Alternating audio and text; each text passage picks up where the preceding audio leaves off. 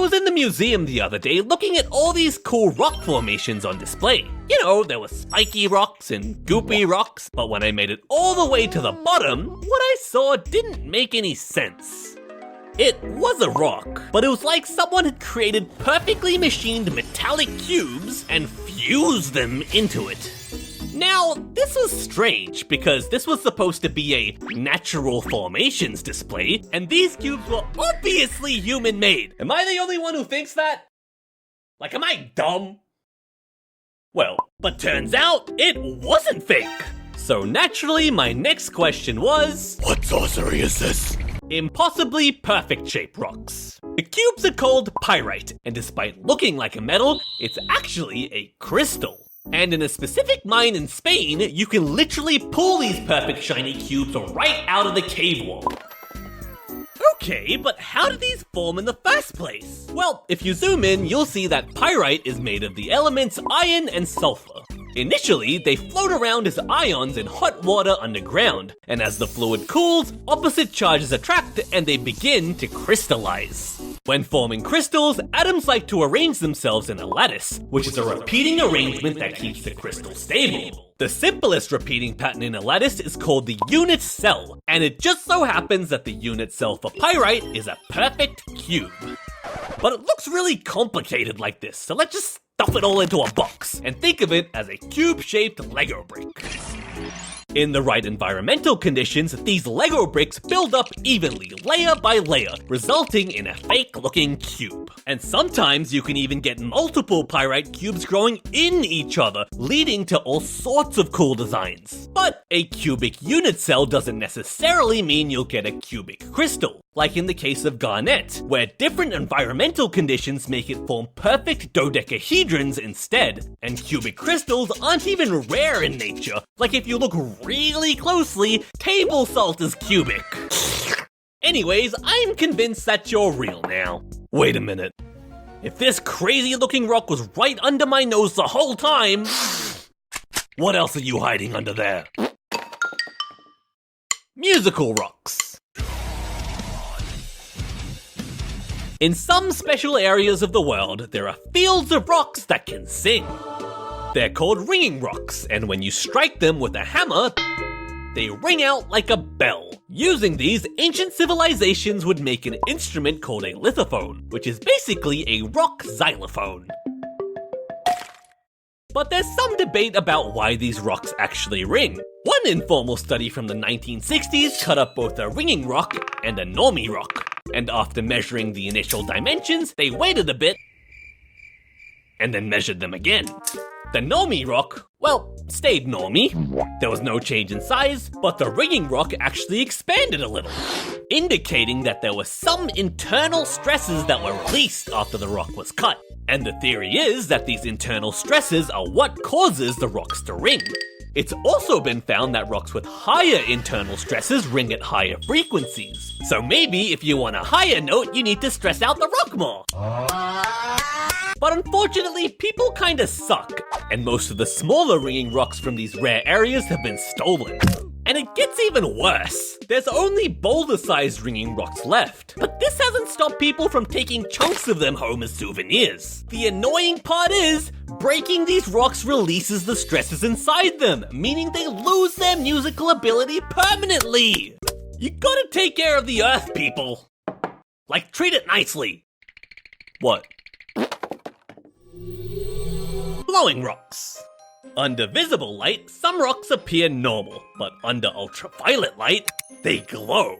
How cool is that? Glowing rocks have special atoms in them called activators, and when UV light shines on one, the energy excites an electron, causing it to jump to a higher energy level temporarily. But after a fraction of a second, the electron loses its energy and falls back down to its original energy level. As it does, it releases the extra energy as a photon of visible light. And because there's millions and billions of these activator atoms all releasing photons at the exact same time, your eyeball perceives this as a glowing rock. This property is called fluorescence, and I have a really hard time spelling the last half of that word. The color of the glow depends on the chemical element of the activator atom. For example, manganese activators cause red glows like in calcite, uranium activators cause green glows like in autunite, and molybdenum activators cause blue glows like in scheelite. But fluorescent rocks lose their glow when the UV light is turned off. But there are some rocks that keep glowing without it. The property is called phosphorescence, and it works in a similar way to fluorescence, but instead of the excited electron falling back down quickly, it gets stuck at the higher level. This is due to something called a forbidden transition, which sounds quite ominous, but basically due to quantum rules, the electron holds on to that extra energy longer and releases it slowly over time. So you get a sustained, continual glow until the electron eventually drops down to its original energy level. This is what's used in glow-in-the-dark stickers, and it also explains why they eventually died over time. But did you know that you could recharge them if you use a blacklight torch? And it doesn't stop here. Glowing rocks speed round. Thermoluminescence causes rocks to glow when you heat them up. Although most objects will eventually glow if you heat them up enough. Triboluminescence causes rocks to produce light when they're scratched or crushed, like sugar cubes, which produce a small flash of blue light when you smash them. Electroluminescence causes rocks to glow when you electrocute them. And radioluminescence causes rocks to glow when they're bombarded by radioactive decay. So rocks can form perfect cool shapes, they can sing, they can glow. What else can they do? Magnetic rocks. I like to put myself in the shoes of early humans coming across crazy phenomena in the world. Like, what would it be like to see lightning for the first time? Or discover fire? Or find out that these mystical rocks want to do this? Witchcraft. There are stories of ancient people thinking that magnetic rocks had some sort of life force or soul, which allowed them to attract other objects.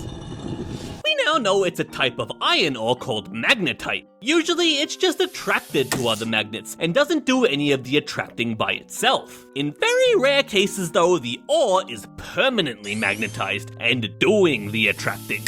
Okay, so how did this random rock become a magnet naturally? Well, for a magnet to be magnetized, it needs to be exposed to a strong magnetic field. And the Earth has a magnetic field, but it's way too weak to create a strong magnet. So instead, the theory is when magnetite is just chilling, minding its own business, it gets struck by lightning. The strong magnetic fields of the lightning strike permanently magnetize the iron ore, creating something called a lodestone. This also explains why lodestones are quite rare and only occur near the surface. This lightning theory was also supported by a NASA dude's experiments, where he shocked some magnetite in a lab and artificially created a lodestone. At this point, I'm like, what can't rocks do? Like, next you're gonna tell me that some rocks are alive or something. Why have you gone silent? Living rocks. Maybe. Around a small town in Romania called Castesti are a bunch of lumpy-looking rocks called trovents. They might look innocent and unassuming, but if you've lived in this town for long enough, you'd know that there's something fishy about them. They come in all different shapes and sizes. Some are tiny, some weigh several tons, and some are super duper lumpy. In Romanian, the word trovent translates to growing stone, and they've been recorded to increase in size, especially after it rains. And their strange behavior has become a part of local myths, with them being thought of as dragon eggs. But when scientists cut one sample open, they didn't discover a dragon, but actually a bunch of ring layers instead, sort of like the growth rings of a tree. The theory is that because trovents are porous, meaning they have a lot of tiny holes inside them, they're able to absorb minerals from the rain. Over time, these minerals build up inside, creating outward pressure forcing the rock to expand. This process is very, very slow, and the rocks are estimated to grow a whopping 4 centimeters every 1,000 years. So basically, every time it rains, it's sort of like the trovent's feeding time. But it doesn't end there. Sometimes the trovents grow a bulb, and with enough time, it can break off from the parent rock, creating a mini baby trovent. And then the baby trovent can grow too. So if you want a pet rock, a trovent is your best pick. Wait, actually no, leave them in Romania. Back No touching! I didn't really know much about rocks before this, but I had a lot of fun learning about these little goobers. If you did too, maybe like and subscribe. Also, look at these goobers. They're great. Anyways, see ya next time! Where are you going, bug-sized friend? Don't you want to know what it's like to fight more of the deadliest spiders in the world? Oh no, not again! Well, let's find out. Challenger 1. Tarantulas. The Goliath bird-eating spider is the largest species of tarantula, and it spans up to 12 inches long. Now you, yes you watching this video, open your palm and look at it. This spider is significantly bigger than what you're looking at. Just our fuzzy little friend. Although they're not too venomous to humans, their massive 1.5-inch fangs can easily break human skin. But on the rare chance that you're able to put the tarantula on the defensive, the spider is equipped with a special weapon called urticating hairs. When it's fleeing, it uses its hind legs to quickly flick off jagged bristles that cloud the air behind it. The bristles are a severe irritant and can get stuck in your skin and eyes, preventing you from pursuing. They're typically slow and stealthy hunters, suddenly lunging at prey when they get close enough. And despite their size, they're on a liquid-only diet, preying on frogs, rodents, lizards, snakes, and of course, birds sometimes.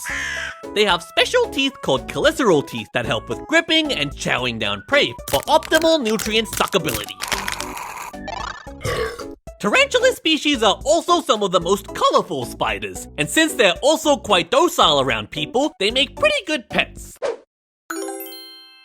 While we're talking about giant cuddly spiders, there's another important spider I should cover, the giant huntsman spider. It has legs that also span to about 12 inches. They hunt by chasing prey down using their speed.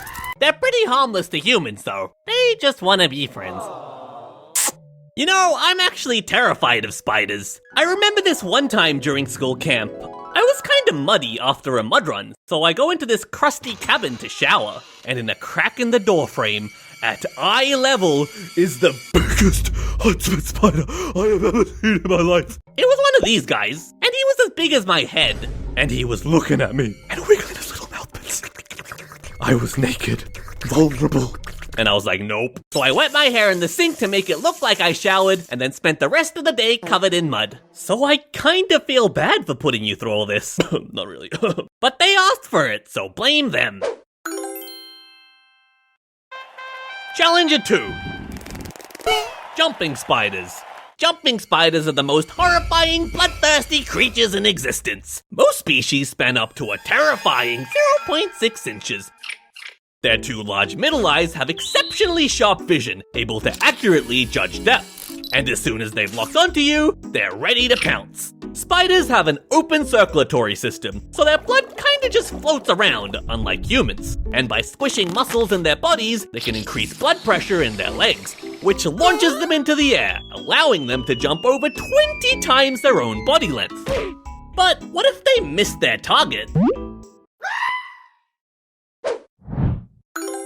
Okay, I'm kidding, she's not dead. Before jumping, they make sure to secure a silk dragline behind them. Kinda like a bungee cord. It allows them to take big risks because they can always reel themselves back. But once they've got you, they liquefy you with venom and digestive enzymes, and then slap up that nutrient soup. If you're ever around one, take a close look because sometimes they'll actually track you with their cute little beady eyes. Challenger 3. Orb weavers. Orb weavers are most commonly known for their iconic wheel-shaped webs, and the largest one is the giant golden orb weaver, spanning up to 6 inches long. They get their name from the golden silk they produce, and the webs they make act like giant nets for flying insects that are dumb enough to fall into it. The spider sits right in the middle of the web, and as soon as prey lands, it uses its keen vibration senses to locate it, and immediately runs over to deliver a venomous bite. But that's only one species, and there's so many more to talk about. So, Orb Weaver Spider Speed Round. The long-horned orb weaver has crazy-looking long horns, possibly because it makes it really hard for predators to swallow it. This is a decoy-building cyclosa spider, right here. The rest is a decoy built using debris, to trick predators into picking the wrong thing instead. There's an orb weaver called the alien butt spider. Huh? Yeah, that's its butt, not its face. The triangle weaving spider turns its web into a slingshot, launching extra silk at trap prey to ensnare them even tighter. Blech. The mirror spider has shiny reflective patches on its abdomen. It can shrink and expand these patches to camouflage by breaking up its outline. And finally, there's the zombie spider, who is just a normal little cave orb weaver that got infected by a fungus. And now the fungus mind controls it to do its bidding. There's even more, but that's a long list. So, next challenger. Challenger 4. Assassin spiders. Assassin spiders are quite tiny, only growing to about the size of a grain of rice. But under the hood, they look like pelicans. Which is why they're also called pelican spiders. But they're mostly known as assassin spiders because They assassinate other spiders. they can track down spiders by their webs, carefully tiptoeing over any trigger lines to avoid alerting them, allowing them to get within striking range. Then, using their long curved jaws and their extendo neck, they attack from a distance. This range makes them very difficult to counter. Once they've skewered you, they hoist you into the air, inject venom, and eat you, all while staying safely out of reach.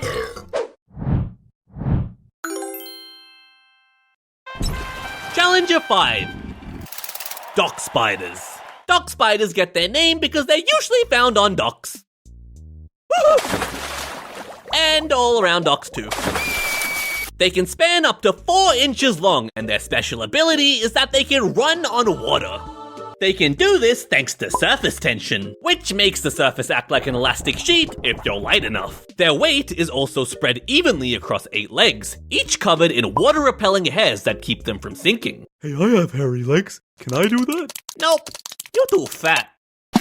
Dock spiders don't use webs to hunt. Instead, they kinda use the water surface as a web. They sit on the surface and listen for vibrations. And as soon as they detect movement, they bolt. They're big enough to catch small fish too. And despite how scary they look, they're not dangerous to humans and just want to keep you company while you're fishing.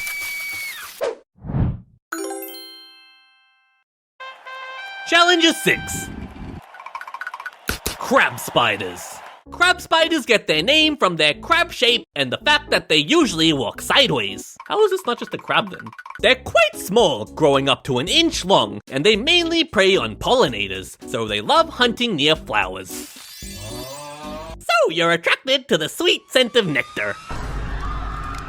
The species you're facing is the goldenrod crab spider. But where is it? It has the special ability to change colors between yellow and white to camouflage with the flowers, but the process can take several days. These changes are triggered based on visual cues, which scientists found out when they blacked out the spider's eyes and it couldn't change color anymore. They have a pretty low success rate at hunting though, because they're usually trying to catch flying prey with their bare spider hands. But with no wings, you're an easy meal. There are so many unique crab spider species and abilities. There are bird poop crab spiders that both resemble and smell like bird poo. They use this ability to lure in prey that like stinky doo-doo. And there's also a species called the ant-mimicking crab spider, which resembles an ant by sticking its front 2 legs up as antennae to stealthily infiltrate ant nests and eat them. Man, ants have it rough out here with all these imposters. Challenger 7. Funnel web spiders. This is the infamous Sydney funnel web, one of the deadliest spiders in the world, and in my opinion, one of the scariest looking too. What? They discovered a new species that's deadlier than this guy? Here, hold this. Introducing the Newcastle Big Boy. Spanning up to 4 inches long, this guy has even longer fangs and larger venom glands than the Sydney funnel web. Well, isn't that great news for you? Most spiders try to run away when you bother them. But funnel webs stand their ground by rearing up and displaying their fangs, which are strong enough to punch right through your fingernail. Using venom is quite expensive for spiders, and most use it sparingly. But when a funnel web bites, it's been known to empty its entire venom tank into you. Sometimes they even stay latched on, biting you repeatedly just to make sure. In the worst case, even a non-bug-sized human could die from a bite within 3 hours. But an anti-venom was created in 1981, and ever since there have been no recorded deaths. This one's unrecorded. Interestingly, their venom is not very effective against other mammals like rabbits. Or even dogs. Aww, is the little guy tickling me again? Challenger 8. Daddy Longlegs. Look at these wiggly boys. The daddy longlegs, also known as the cellar spider, is a very common spider you can find in your home. Like you've probably got one watching you right now. They can span up to 4 inches long, but it's like 99% legs and 1% little bean body. They hunt by invading other spider webs and stealing prey, or sometimes they just steal the spider instead. They're super good at this because they're able to keep their distance with their long legs while wrapping their victims in silk. Like, how do you even hit that? And even if you manage to get one of its legs, it's able to quickly detach it and get away. They also have this really funny mechanic where they start crazily vibrating in their webs when disturbed. This could be to make them appear bigger and more threatening, or to make their position more confusing to predators. Challenger 9. Ant-slaying spiders. The Australian ant-slaying spider has one of the coolest hunting abilities of all spiders. When you face off against him, he doesn't look too tough, but then the next second he's gone! And he's cartwheeling right over you, and in midair, he attaches a piece of silk to your back, landing gracefully behind you. And then he continues to twirl around you, wrapping you in silk before you can do anything. And what's even crazier is that in the wild, all of this happens vertically, on the side of a tree. Once the spider's done, it's pretty much a wrap for you. He bites you and sucks out that nutrient soup. Challenger 10. Brown recluses. The brown recluse is most famous for its flesh-melting, necrotic venom. But despite being one of the 4 deadly spider horsemen of the apocalypse, it's probably the most misunderstood spider. They get their name because they literally don't want to get in your way. The spider's first instinct is to run away. When cornered, they use these quick horizontal movements to avoid being touched. Or sometimes they even play dead. They really just want to be left alone. If you keep bothering them after all that, well, you were asking for it. The venom of the brown recluse contains a special toxin called sphingomyelinase D, which damages the membranes of cells it comes in contact with, killing the tissue in a process called necrosis. And it looks like he got you pretty good there. Challenger 11. Camel spiders. Camel spiders span up to 6 inches long, and these guys look absolutely terrifying. Like, look at these choppers. And remember that a lot of you wanted this as a dog-sized pet. But despite their name, technically, camel spiders aren't even spiders. They're actually they aren't spiders because they don't produce venom or spin webs. But they are arachnids of the order Solifugi. And they have 8 legs, so I'm counting them anyways. They can run at speeds of up to 10 miles per hour, and once they reach you, they use their giant chompers to tear and grind you apart. Their creepy jaw mechanism is super specialized for this. They have gotten a bad rap for chasing humans in real life though. I can see why that's concerning, but they're not actually trying to attack you. Apparently, they're just trying to get into the shade you create, because deserts are hot, dude. As you move away from the scary spider, your shadow moves, so they keep chasing you. So you should just stop and be friends with him.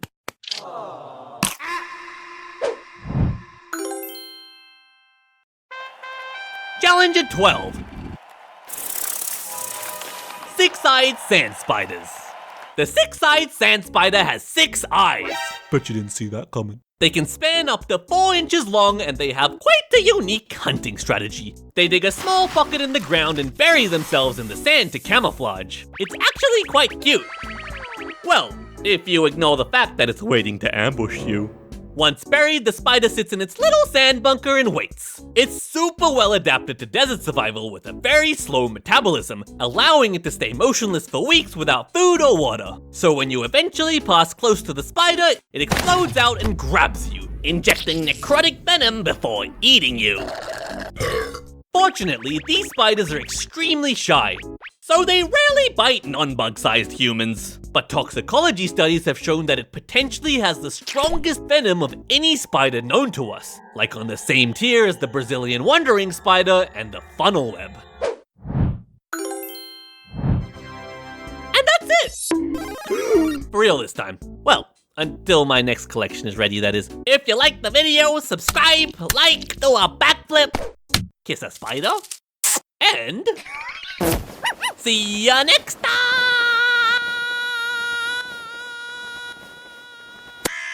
The postal system handles millions of mail pieces every day.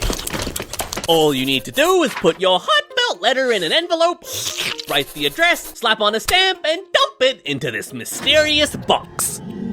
And it magically spawns onto your friend's doorstep. But I've always wanted to know what's really going on behind the postal system. And what better way to find out than to become the mail? Wait, what? Goodbye. Let me out! Your journey starts here. With Posty, your friendly local mail carrier. Once a day, Posty drives around in a van, collecting mail from each mailbox on their designated route. Once complete, Posty returns the mail to their regional mail sorting facility, along with all the other posties in the area. And you end up in a giant jumbled mail mountain. Now it's time to send everything off to their delivery addresses. But where do we even start? Sorting centers in the US can receive millions of pieces of mail every day, and they're all going to different places. This one's going local, this one's going regional, and this one's going international. We could get these human monkeys to sort through them one by one, but that would take forever. So instead, we unleashed the Sortatron 3000! A highly specialized sorting robot that can sort up to 40,000 letters per hour. Oh, that's right, she's a very picky eater, and only likes eating standard-sized letters. But this mail mountain consists of all shapes and sizes, so first we need a way of filtering the mail to leave only the sizes that Sortatron likes. So we unleash the Colortron 3000! A different robot specialized at removing unwanted mail sizes before feeding it to Sortatron. Colortron's real name is the Color Facer Canceller Machine, and each of these fancy words stands for a different process that the mail pieces will go through. The first stage is the culling. And this is where Colortron gets rid of the mail that Sortatron doesn't like. There's 4 types of mail you can expect in the jumbled mail mountain. Flat but oversized mail, flat but undersized mail, flat and standard sized mail, perfect for Sortatron consumption, and mail that's not really flat at all. To start, all the mail is dumped into a hopper and onto a conveyor belt. But there's a problem right away. It's all bunched up, and passing giant clumps through Colortron can cause problems. To solve this, the conveyor is slanted upward, which allows gravity to peel the tops of piles off, spreading them more evenly. And flappy smacker boys are used to break things up further. Once the mail is roughly spread out, the next step is to remove any bulky parcels with the help of a giant screw roller. The roller is positioned so that only skinny mail can slide under. Any large packages are repeatedly smacked to the side until they fall into a bin, where they're manually sorted and dispatched by actual human beings. That's bulky items taken care of. The remaining mail now tips down a waterfall chute and onto a new conveyor, but this time they're traveling vertically instead of flat. The next item to cull is undersized parcels. Colortron deals with these pesky items by dropping them into the abyss. But letters that are 3 inches or taller get safely carried over with the help of pinch conveyors. At the bottom of the abyss is a tray where the small items are collected and manually processed. Now all that's left is standard sized mail and oversized flats. The last culling operation removes these oversized pieces with pinch conveyors again, but this time they're positioned even higher, so they only grab the big guys, yeeting them into a bin for manual processing. But if a standard sized letter is standing tall, it can get mistaken for oversized and yeeted out as well. So there's a flappy snacky boy somewhere earlier in the process that makes sure all the mail is resting along their long edges. That's oversized flats taken care of. But even though the letters are all standard sized now, they're not separated evenly, and some are even overlapping, which can hide the addresses and stamps. So to separate them, the overlapping letters are squeezed until they peel apart, and then a pick-off belt grabs the leading mail piece, flicking it forward one letter at a time. Now we're left with a perfectly spaced out stream of standard sized mail. Congratulations! You made it through the culling stage safely. You're still alive, right? Great! Cause now you're up to the facing stage, where Colortron wants the letters facing the same direction. Each letter's orientation is found using cameras, by detecting the phosphorescent border on its stamp, which glows under UV light. At the start, Colortron wants all the stamps along the bottom edge, so any letters that are in the wrong orientation are sent to the twisting belts of death, where they get flippity-doo. Mail that's oriented correctly is diverted and merged again later. Letters with stamps in truly cursed locations sail straight into a reject stack for manual handling.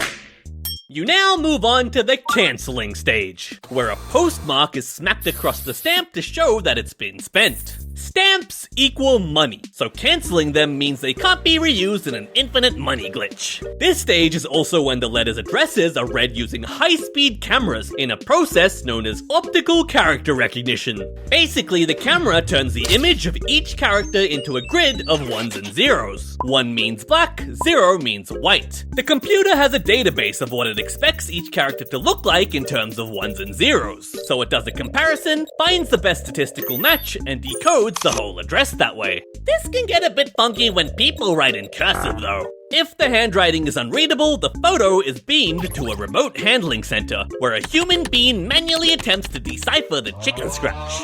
Once the computer knows the letter's destination, a special fluorescent barcode is sprayed onto it with this information, now serving as the letter's new identity tag. From here on, this barcode is the only thing the machines care about. Finally, the letters get flipped again.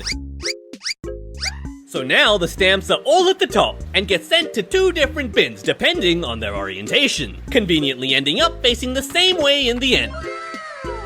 Another handy thing Colortron does is send a local and outgoing mail to separate bins. So mail staying inside white country gets sent to these 2 bins, whereas mail going to all the other countries gets sent to these 2 bins. Now all the mail has been fully processed and is perfect for Sorgatron consumption. Thanks Colortron for all your help. Getting back to our original problem, how do we send all this jumbled mail in the right direction? It's going to different places all across the world, and if you gave it to Posty like this, they'd need a teleporter to deliver everything on time. That's where Sorgatron comes in. Sorgatron's job is taking this jumbled stack of mail that's heading in all different directions and separating them into different bins according to their destination addresses. So first we sort by zip codes. Blue countries' zip codes start with 1, green countries with 2, and yellow countries with 3. To start this process, the mail clerk takes the stack of letters and feeds it to Sorgatron. She gobbles them up one by one, scanning the fluorescent barcode to determine which bin the letters belong to. Oh, this one's blue mail, towards the blue bin you go. The letters travel sandwiched in between 2 high-speed belts, and in front of each bin is a special infrared light barrier with a transmitter on one side and a receiver on the other. When a letter flows past a bin, it breaks the light barrier, so Sorgatron knows exactly when it needs to activate its deflector to smack the letter into the correct bin. And in reality, all of this happens really fast, like this fast. Once the machine has finished its perfect pile pooping, we're left with 3 stacks of mail, each separated by region. You're then taken to the loading docks and off you go! all across the world. Of course, there's only 3 regions in this example, but Earth has about 200 countries and many, many more states, cities, and towns. So you can imagine how big Sortatrons can actually get. In fact, mail centers can have up to 15 Sortatrons or more working simultaneously. And hey, look at that! You've just arrived at Blue Regional Mail Center, and guess who's waiting for you? Another Sortatron! Now we need to sort the letters into separate piles for each zip code. And then within a zip code, we do another sort to separate them into piles for each postie. You get a pile, and you get a pile! But there's still a problem here. The pile is in a completely random order. So when postie arrives at a letterbox, they'll have to spend a lot of time searching for the right letter. Wouldn't it be nice if the stack was in postie's exact door-to-door delivery order? They could just pick each letter off the top of the pile. Let's think about this problem for a second.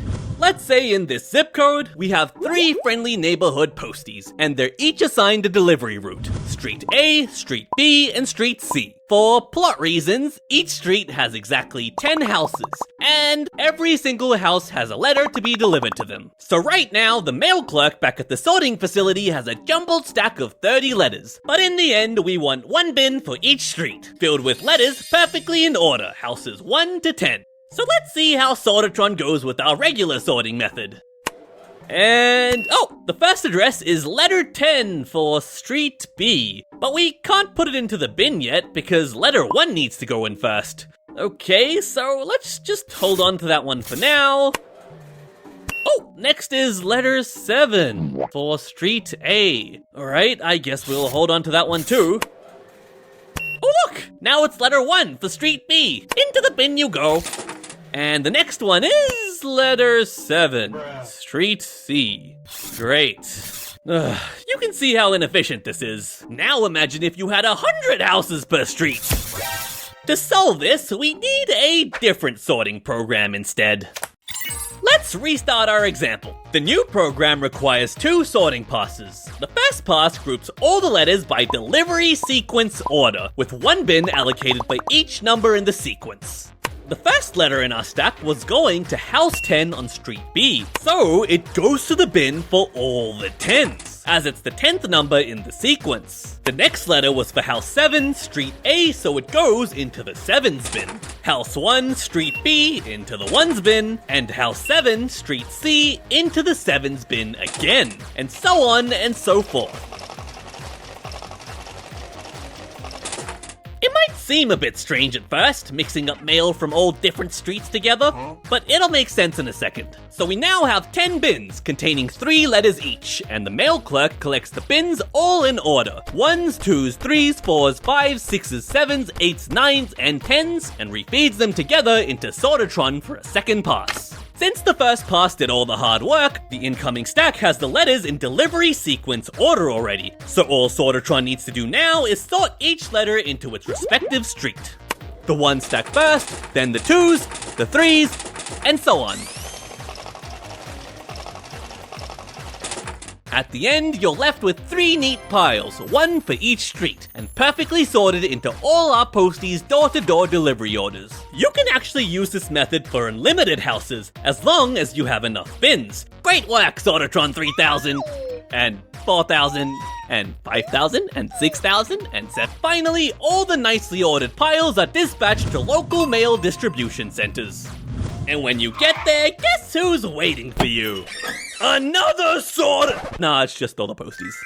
The posties should in theory just be able to chuck the mail stacks into their bag and then whee! But machines and humans can mess up the ordering sometimes. Even the best doggo can make mistakes.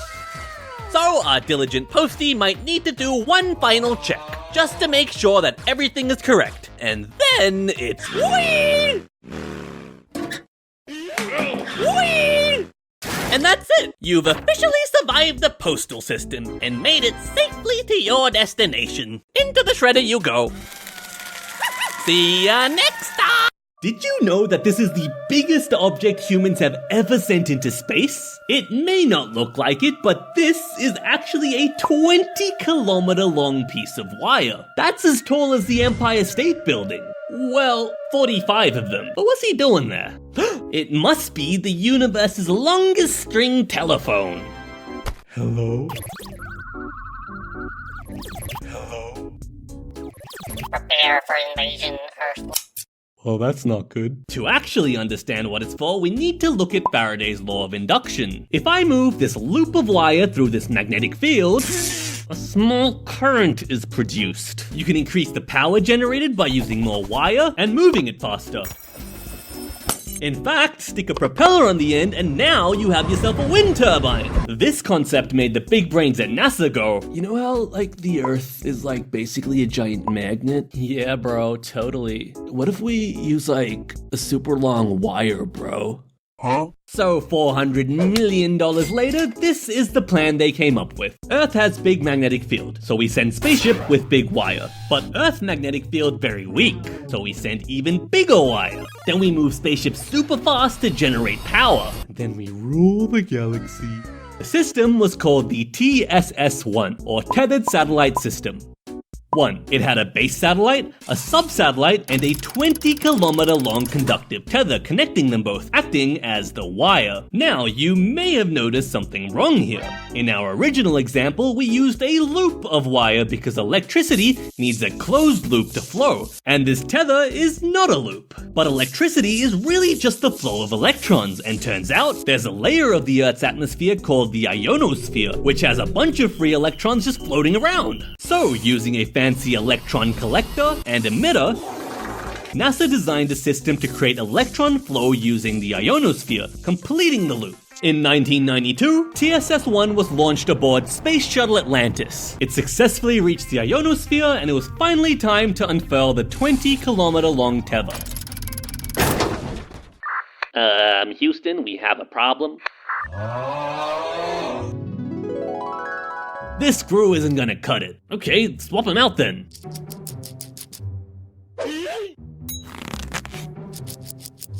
Hey, we should test everything again to make sure it works, right? Nah, it should be good.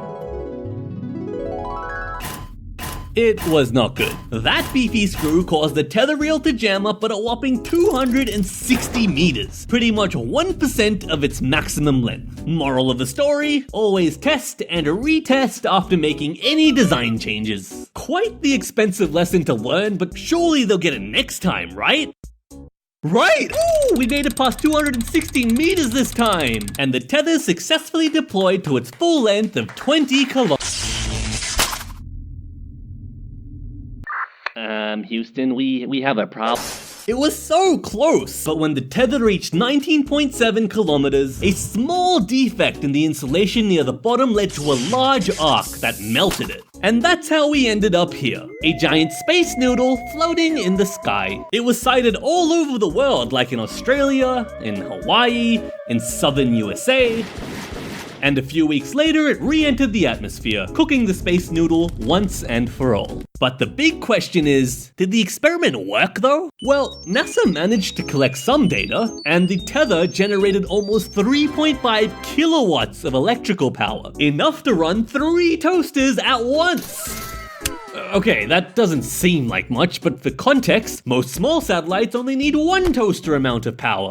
But despite this, the tethered satellite system missions were abandoned, and the results weren't publicized. Well, apart from being roasted by the media. I guess it is kind of embarrassing to have your mistake plastered in the sky for the whole world to see, but I really hope they try again. Because I imagine the night sky in the future where space noodles hang from every spaceship and satellite. Hashtag bring back space noodles. Please, I haven't seen the sun in years. See you next time! Hello, bug-sized man! Have you ever wondered what it's like to be eaten by a carnivorous plant? No? Well, let's find out. Number 5. Pitcher plants. Let me out! Let me out! The The pitcher plant gets its name from its pitcher-shaped leaves, and it uses these as deadly traps. Picture this. First, your insect brain is lured in by the sweet scent of nectar. And once you reach the top, you start slurping to your heart's content. But what you don't realize is the surface you're standing on has a waxy coating, making it extremely slippery. You take one step too close to the edge and... You've fallen into the pitcher plant's digestive fluids. The walls are covered in wax too, making it impossible to climb out, and you slowly realize that there's no escape. As your arms grow tired, you begin to drown, and the plant starts digesting you alive. Why must you do this, pitcher plant? Well, that's a great question. Pitcher plants and most other carnivorous plant species live in environments that provide insufficient nutrients, so they've adapted to get the essentials like nitrogen, phosphorus, and magnesium from your flesh instead. Oh, please. Their diet mostly consists of bugs, but some pitchers are large enough to eat frogs and rats too. Subscribe, dude. They come in so many different shapes and sizes, like this one. Remind you of something? Yep, that's a toilet. The lid secretes an abundance of nectar that attracts small mammals like the tree shrew. And while it eats the nectar, the toilet bowl catches any post-lunch dumps. That's right, this pitcher plant eats poop. A wholesome symbiotic relationship. My favorite pitcher plant species has got to be the cobra lily, and this is how it would eat you. You're lured in by the scent of nectar again, this time coming from a leaf shaped like the forked tongue of a cobra. The concentration of nectar increases as you move further up, the plant's sneaky invitation to get you to climb inside, and eventually you end up inside a beautiful dome with light pouring in through many holes. Having had your fill of nectar, you decide to leave, and there's so many exits to choose from. How convenient. Oh. But it's not an exit, it's a window. You try another one. Oh. Strange. Oh well, you'll just leave the way you came in. But wait, which one was the entrance? Confusion sets in as all the exits you see turn out to be fakes. You don't notice, but this whole time you've been moving deeper and deeper inside the plant. Until... Now, unlike other pitcher plants, the cobra lily doesn't digest you with enzymes. Instead, gross midge larvae and bacteria start eating you alive, breaking you down into nutrient soup for the cobra lily to slurp up. Now, if you don't want to be eaten by my pet plant, you should boop the like button. It really helps me out a lot. Pitcher plants are just the first on this list, and there's 4 more leafy assassins to go. Number 4, bladderwort. Bladderworts grow in freshwater and wet soil environments, and on the surface they have cute little flowers. But underneath is where the cold-blooded murder happens. One nice sunny day you're swimming along living your best life, and then in the blink of an eye, you're suffocating in total darkness. You've been caught in the bladderwort's trap. Attached to the plant's underwater stems are these structures called bladders, but instead of holding pee, they act as trapdoors. Oh, come on, dude. First, water is expelled, creating negative pressure inside, and the trap is set. When you came swimming along, you brushed past one of the bladder's trigger hairs, breaking the trapdoor seal. This created a vacuum, sucking you in within milliseconds. The bladderwort's diet consists of nematodes, fish fry, and mosquito larvae, but it can eat larger things like tadpoles too. It does this by digesting you in stages. First it dissolves your head into mush, then your body, then your legs, until you've been completely turned into nutrient soup. Number 3, sticky leaf plant. Sundews are named after the glistening drops of nectar covering their long, tendril-like leaves. But despite their beauty, these drops have a deadly function. The nectar is laced with a powerful glue, and as soon as you've touched it, it's a wrap. Literally. The plant senses your struggle, so it starts constricting its tentacles inwards, bringing you into contact with as much stickiness as possible. The secretions coat your whole body, immobilizing your limbs and clogging your breathing holes, causing you to suffocate in a matter of minutes. This whole time, the sundew has been secreting digestive enzymes as well, slowly dissolving you until only a skeleton is left behind. Compared to some of the other plants though, being hugged to death actually sounds like a nice way to go. Another sticky leaf species is the butterwort, named after the buttery texture of its leaves. Works in pretty much the same way as the sundew, except its leaves are broad and flat, so there's more surface area for killing and eating. But not all carnivorous sticky leaf plants do the digesting. The rhododendron macrocephalum has a mutualistic relationship with the mirrored bug. The plant does the trapping, and the mirrored bug stabs you with its face. And then it sucks out your nutrient soup, turning it into nutrient poop for the plant to absorb. But something isn't adding up here. How does a plant that's highly adapted to catching bugs not catch this bug? It turns out that the mirrored bug has an extremely thick coating of grease, completely protecting it from the sticky clutches of the plant. Number 2, corkscrew plants. Oh, okay.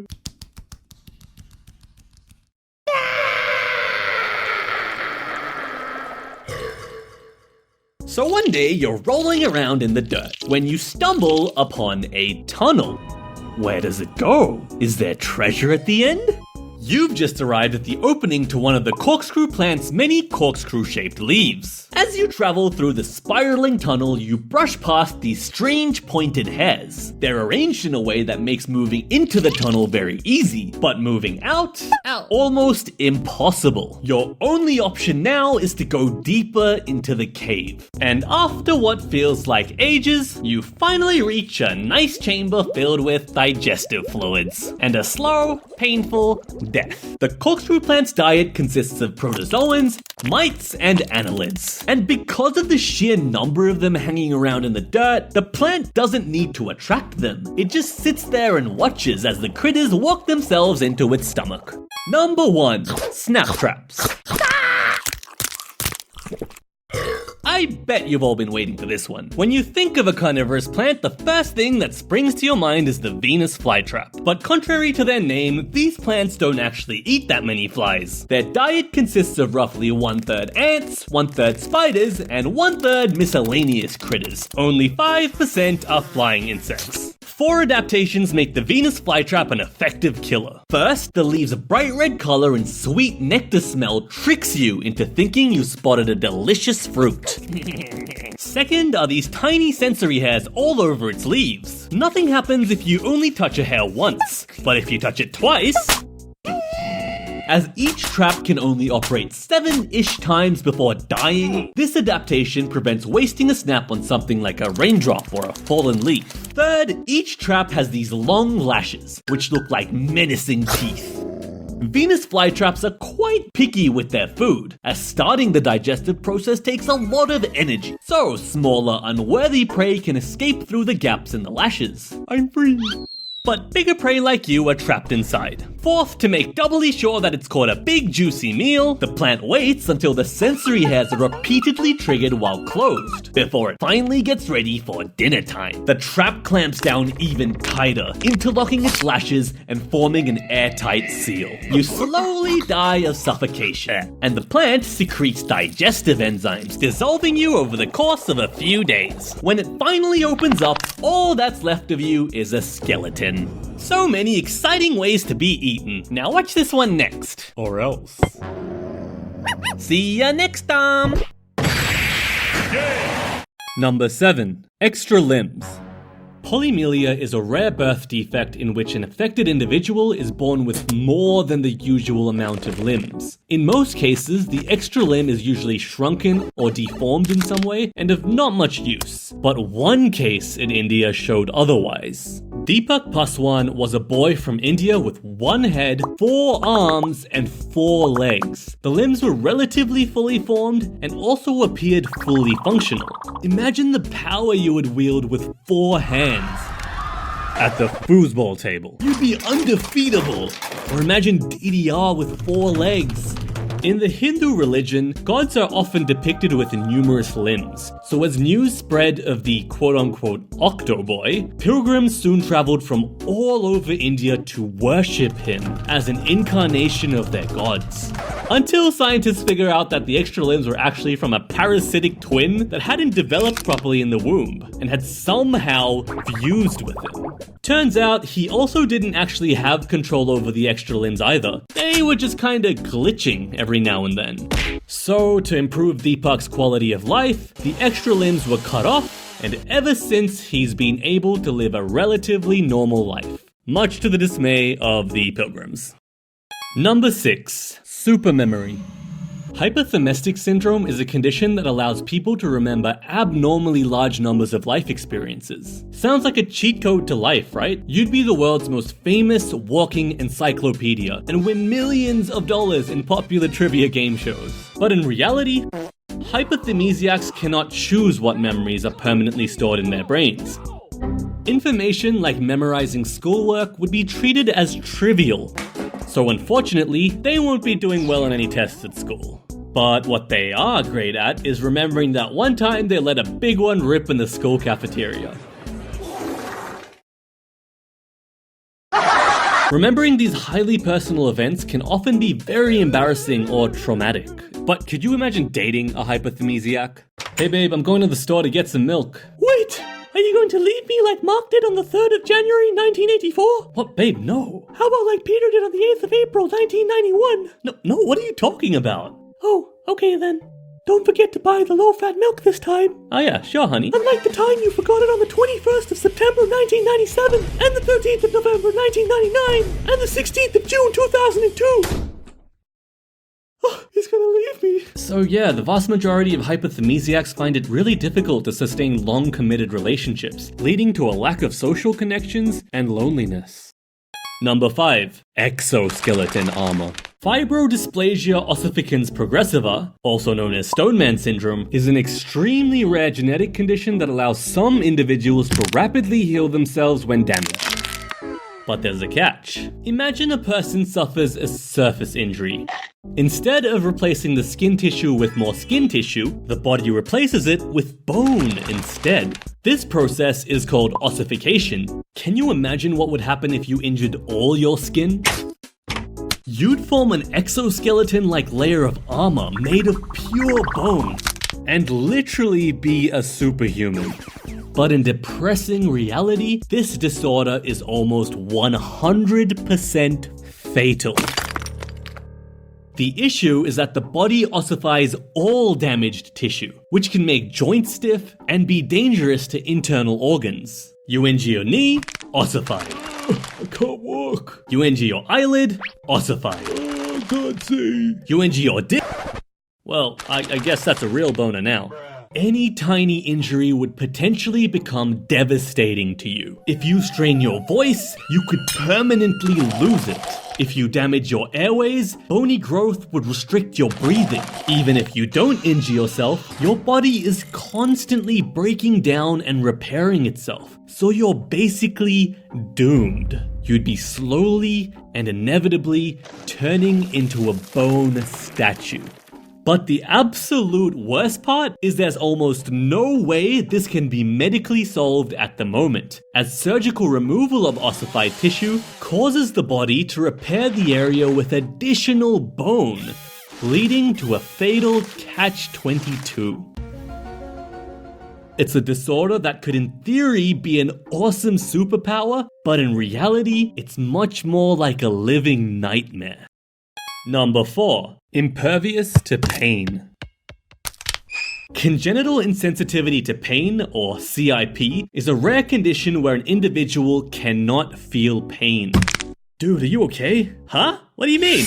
An estimated 1 in every 25,000 people are diagnosed with this condition, and in most cases, the person has actually never experienced pain before. This condition is caused by a mutation to the PRDM12 gene, which is important for the development of pain-sensing nerve cells. Affected individuals have been recorded to register touch, but the pain circuitry is completely cut off. Interestingly, CIP individuals are still susceptible to emotional pain. Physical and emotional pain are both processed by the same part of your brain, so this was surprising to me. But it's more of an issue with the physical sensory input as opposed to pain processing in the brain. This would be a pretty neat power to have for a super soldier though. Someone you could just throw into the middle of the battlefield who doesn't care if they get shot. There's actually a village in northern Sweden called Vitangi, where there's an abnormally high frequency of individuals with CIP. We might need to watch out for them in the near future. In reality, this condition is extremely dangerous to the affected individual because pain is vital for survival. Individuals with CIP often die during childhood because fatal injuries just go unnoticed. It is tragically very common for people to burn to death without even knowing. Number 3. Indestructible bones. Trichodento-osseous syndrome is a rare condition affecting no more than a couple thousand people worldwide. It leads to people having bones that are so dense that they've been known to break baseball bats and even withstand car crashes.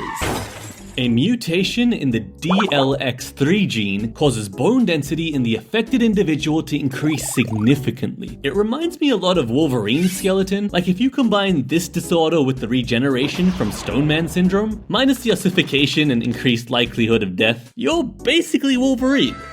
However, there are several major drawbacks. These individuals are cursed with having extremely weak teeth that break easily and painfully, or end up falling out completely in some cases. They have brittle nails and dry, curly, and flaky hair as well. Research into TDO is prevalent right now, as it may hold the key to curing osteoporosis, which is the gradual weakening of skeletal structures many people develop in their old age. This would make a huge difference in improving their quality of life, as breaking bones from bad falls is incredibly common for elderly and in many cases life-threatening. Number 2. Super strength. Myostatin-related muscle hypertrophy is a rare condition that literally gives you super strength. Affected individuals have over twice the usual muscle mass of an average human, and they also have increased muscular strength, all without going to the gym or lifting weights to maintain it. Imagine waking up and just being jacked. This condition is caused by a mutation in the MSTN gene, which is usually responsible for limiting muscle growth to prevent us from growing too large. But in these super strength individuals, it doesn't work as a limiter. A real-life case of this is Liam Hoekstra from the United States. Doctors recorded that he had prominent muscle development in his legs as an infant. Like bro came out of the womb jacked. Yeah, he never skipped leg day in there. Bro could do a pull-up at 8 months old, had a six-pack when he was just 3 years old, and could lift 3-kilogram dumbbells with his arms fully extended at just 3 years old as well. Do you understand how crazy that is? Bro probably only weighed 3 kgs at the time. To add icing on the cake, there are no known medical complications to this condition. All those benefits and not a single drawback has been found? That is just plain unfair. And that's why it gets the number 2 spot on this list. Number 1. Fearlessness. Geordie Cernick is a man from the UK who was diagnosed with Cushing's syndrome, where his body produced too much cortisol, which caused him to have severe, life-threatening weight gain and high blood pressure. After numerous brain surgeries and complications, in a final surgical operation, his adrenal glands were removed from his body. This gruesome operation required removing one of his ribs, and it was extremely painful. Thankfully, his Cushing's syndrome was cured as a result, but it came with a price. When Geordie woke up in the hospital bed, he was on life support. He had numerous tubes coming out of him, and the doctors solemnly told him that there had been complications. He had developed pneumonia and then meningitis, which is a potentially fatal infection of the brain. But surprisingly, upon receiving the bad news, Geordie had no response. He didn't feel anything. Among the many functions of the adrenal glands, one of them is influencing your body's stress response, also known as fight or flight, namely through the hormone adrenaline. Turns out, due to the removal of his adrenal glands, the part of Geordie's brain that controlled fear had been turned off. So now he lives a life of zero fear. Can you imagine that? Not feeling the nervous pit in your stomach before an important test? Or not feeling shy and flustered when asking a girl out? Not having a second thought when taking a risk? You'd be an absolute Giga Chad! Especially when cases of anxiety and paranoia are increasing in our society right now. Fearlessness would drastically change the course of your life. But just like many of the other disorders on this list, there's a catch. Fear is a fundamental survival instinct, and the absence of it could be very dangerous. But even worse than that, Geordie lost something much more important after his surgery. He lost the ability to feel excited for things, to feel suspense, and in some cases, even joy. It took away his ability to experience life. But what do I know? I'm just a dumb doggo. See you next time.